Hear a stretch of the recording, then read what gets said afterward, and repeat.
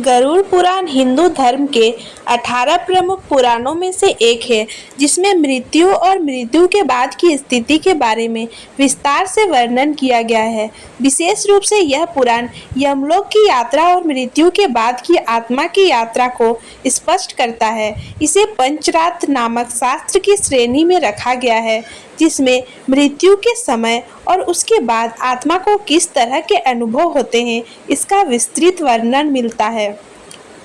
मृत्यु के समय क्या होता है? गरुड़ पुराण के अनुसार जब मृत्यु का समय आता है तो आत्मा को उसके पिछले कर्मों का हिसाब देना पड़ता है।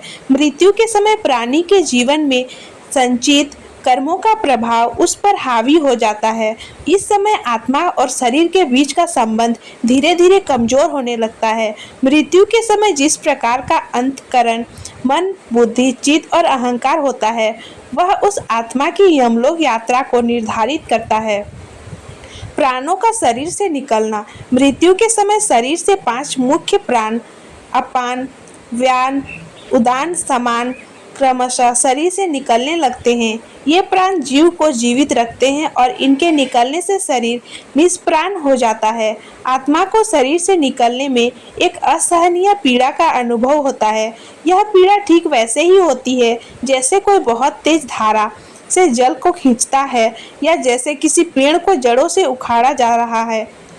इस समय व्यक्ति की संपूर्ण इंद्रियां निष्क्रिय हो जाती है। सूक्ष्म शरीर की यात्रा। शरीर से प्राण निकलने के बाद आत्मा को अपने सूक्ष्म शरीर, मन, बुद्धि, चित्त और अहंकार के साथ यात्रा करनी पड़ती है। यह सूक्ष्म शरीर ही अगले जन्म की प्राप्ति या यमलोक की यात्रा में मार्गदर्शन करता है। आत्मा को कर्मानुसार शरीर के विभिन्न स्थितियों का अनुभव होता है। मृत्यु के बाद की प्रक्रिया। मृत्यु के बाद आत्मा के यात्रा के 3 मुख्य पड़ाव होते हैं। आत्मा का भूतकाल और वर्तमान देखना। मृत्यु के बाद आत्मा को ऐसी स्थिति में रखा जाता है जहां उसे अपने पूरे जीवन की घटनाएं पुनः दिखाई जाती हैं। वह अपने किए हुए कर्मों को देखता है और उसे यह एहसास होता है कि उसने जीवन में कौन से कर्म अच्छे और कौन से बुरे किए हैं। यह पूरी प्रक्रिया बहुत तीव्र और स्पष्ट होती है। पृथ्वी पर भटकना। मृत्यु के बाद आत्मा कुछ समय के लिए पृथ्वी पर भटकती है। इसे प्रेत योनि या मृत योनि कहा जाता है। यह स्थिति आत्मा के लिए अत्यंत कष्टदायी होती है, क्योंकि इस समय उसे उसके इंद्रियों का कोई सहारा नहीं होता। वह ना कुछ खा सकती है, ना पी सकती है और ना किसी से बात कर सकती है। इस समय उसे अपने पिछले जन्म में किए गए कर्मों का पूरा एहसास होता है और उसे बहुत दुख होता है। इसी दौरान मृत आत्मा को श्रद्धा कर्मों से संतुष्टि मिलती है। गरुड़ पुराण में कहा गया है कि तर्पण और पिंडदान द्वारा आत्मा को यमलोक की यात्रा के लिए सशक्त किया जाता है।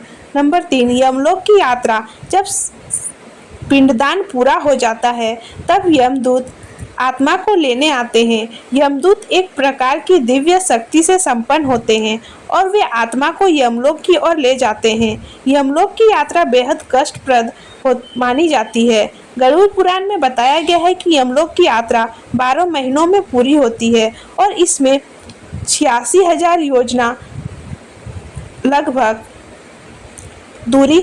बहुत दूरी तय करनी पड़ती है। यमलोक की यात्रा। गरुड़ पुराण के अनुसार यमलोक की यात्रा में आत्मा को विभिन्न प्रकार के कष्टों का सामना करना पड़ता है। यह यात्रा 4 मार्गों में विभाजित है।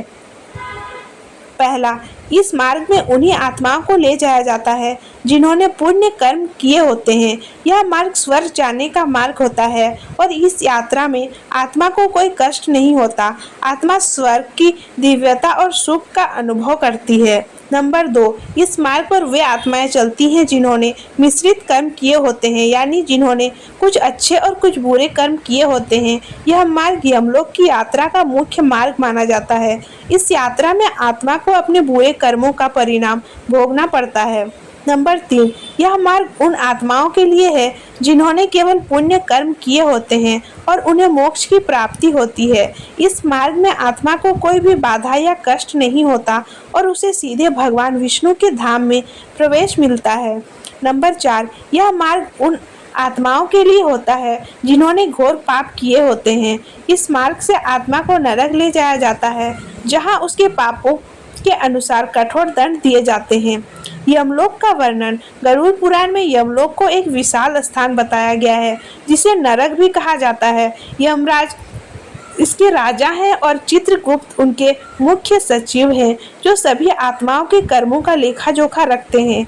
यमलोक में आत्माओं को उनके कर्मों के अनुसार दंड दिया जाता है। यमराज न्यायाधीश के रूप में कार्य करते हैं और चित्रगुप्त उनके आदेश पर आत्माओं को दंड देने का काम करते हैं। गरुड़ पुराण में यमलोक के विभिन्न नरकों का भी वर्णन किया गया है, जिनमें आत्माओं को उनके पापों के अनुसार दंडित किया जाता है। नरकों का विवरण गरुड़ पुराण में केवल 21 प्रकार की नरकों का वर्णन किया गया है, जहां आत्मा को उसके पापों के आधार पर दंड दिया जाता है। इनमें से कुछ मुख्य नरक निम्नलिखित हैं। नंबर 1, यह नरक उन लोगों के लिए है जिन्होंने धोखा दिया होता है या दूसरों का हक छीना होता है। यहाँ आत्माओं को अंधकार में रखा जाता है और उन्हें निरंतर भूखा प्यासा रखा जाता है। नंबर 2, इस नरक में उन व्यक्तियों को रखा जाता है जिन्होंने अपने परिवार के सदस्यों को कष्ट पहुंचाया होता है। यहाँ आत्माओं को अंधेरे में रखा जाता है और उन्हें अत्यधिक ठंड या गर्मी का सामना करना पड़ता है। नंबर 3, इस नरक में उन लोगों को दंडित किया जाता है जिन्होंने दूसरों की संपत्ति हड़प ली होती है। यहाँ आत्माओं को तीव्र जलन का अनुभव कराया जाता है। नंबर 4, यह नरक उन लोगों के लिए है जिन्होंने पशुओं को कष्ट दिया होता है। यहाँ आत्माओं को घोर यातनाएं दी जाती हैं। नंबर 5, यह नरक उन पापियों के लिए है जिन्होंने हत्या या अत्यधिक हिंसा की होती है। इस नरक में उन्हें खोलते हुए तेल में डाला जाता है। नंबर 6, इस नरक में उन लोगों को दंडित किया जाता है जिन्होंने धर्म का उल्लंघन किया होता है। यहाँ आत्माओं को कांटों से भरे जंगल से गुजरना पड़ता है। मोक्ष और आत्मा की अंतिम यात्रा। यदि आत्मा ने जीवन में अच्छे कर्म किए होते हैं तो उसे नरक की यातनाओं से मुक्त कर स्वर्ग या मोक्ष की प्राप्ति होती है। मोक्ष के मार्ग पर आत्मा को अपने सारे बंधनों से मुक्त किया जाता है और वह पुनर्जन्म के चक्र से मुक्त होकर भगवान विष्णु के धाम में पहुंचती है। मोक्ष की प्राप्ति के बाद आत्मा को कोई भी कष्ट नहीं होता और वह शाश्वत शांति का अनुभव करती है। गरुड़ पुराण में मृत्यु के समय और मृत्यु के बाद की यात्रा अत्यंत विस्तृत और गहन विवरण मिलता है। मृत्यु का कोई एक अंत नहीं बल्कि आत्मा की यात्रा का एक पड़ाव माना जाता है। यह यात्रा आत्मा के कर्मों पर निर्भर करती है। अच्छे कर्म आत्मा को स्वर्ग या मोक्ष की ओर ले जाते हैं, जबकि बुरे कर्म उसे नरक के दंड का भागी बनाते हैं। यमलोक की यात्रा और नरक की यातनाएं आत्मा को उसके कर्मों के अनुसार मिलती हैं।